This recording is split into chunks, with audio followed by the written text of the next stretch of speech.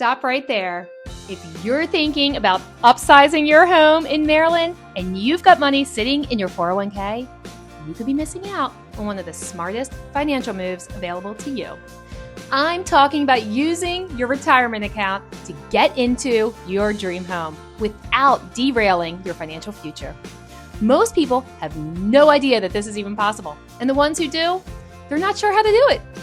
Today, I'm breaking down exactly how to use your 401k to move up in Carroll and Frederick County, the tax benefits nobody's talking about, and the mistakes you need to avoid.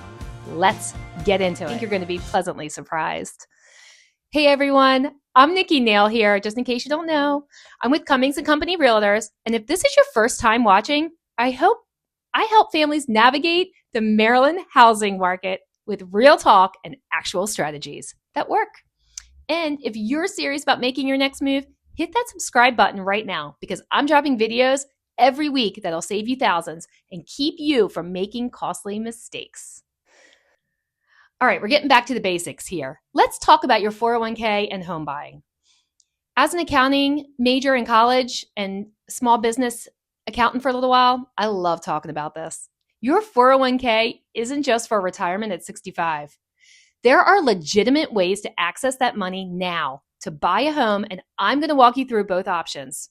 All right? First up is you've got a 401k loan. This is where you're actually borrowing from yourself. Most plans let you borrow up to $50,000 or 50% of your vested balance, whichever is less, okay? Here's what's actually making this powerful though. You're going to be paying yourself back with interest. That interest isn't going to a bank, it's going right back into your own retirement account. The payback period is typically about 5 years, and the payments come straight out of your paycheck. So you don't even really have to think about it. And people ask, what are the interest rates? I wouldn't worry. They're really reasonable and they're lower than a personal loan or credit card. Second is the hardship withdrawal.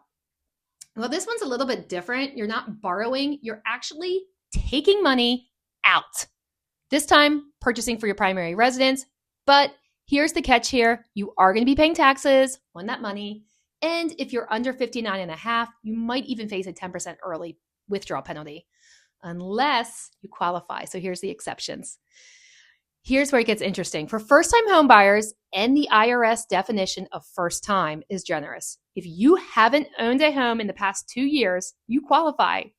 You can pull up to $10,000 from a traditional IRA penalty-free for a home purchase. That's not a loan. That's a withdrawal. But you avoid that 10% penalty. Pretty cool, right? All right, let's talk about the tax side. This is kind of the boring side, but this is where people either win big or they completely mess up. So let's get into it. With a 401k loan, you're in a good spot tax-wise. There's no tax hit when you take the loan out because you're borrowing, not withdrawing. You pay yourself back with after-tax dollars. But remember, that interest is going to you.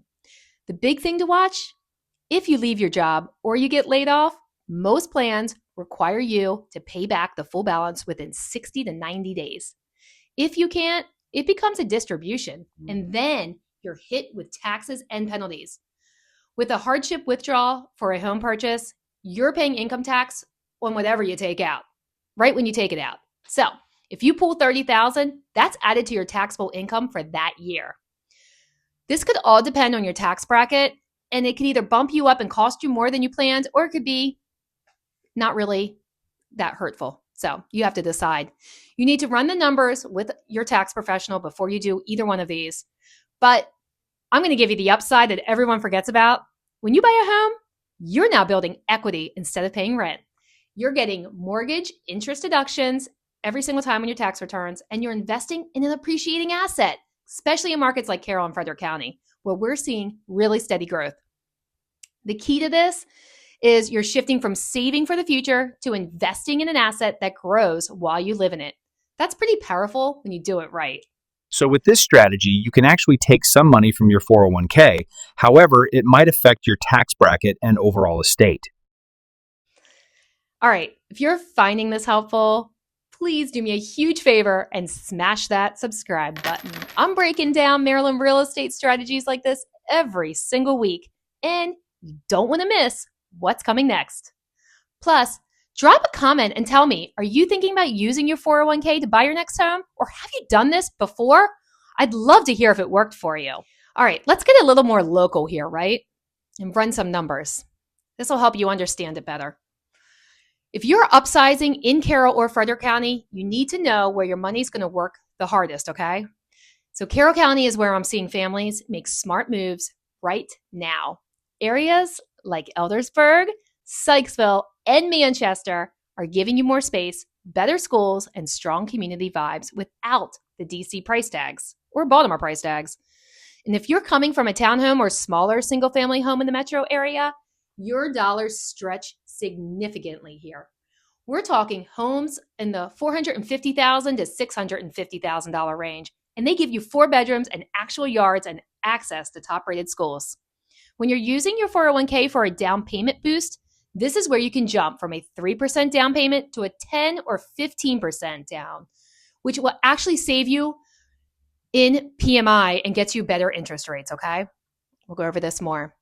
In Frederick County, this is where you balance space with proximity. Frederick's a little different. You got Urbana, Newmarket, and parts of Frederick City that are hot right now, and you're still within reasonable commuting distance to DC, Baltimore, or Montgomery County. But you're getting newer construction than Carroll County, planned communities, and amenities that growing families actually want. That's the difference of the two counties.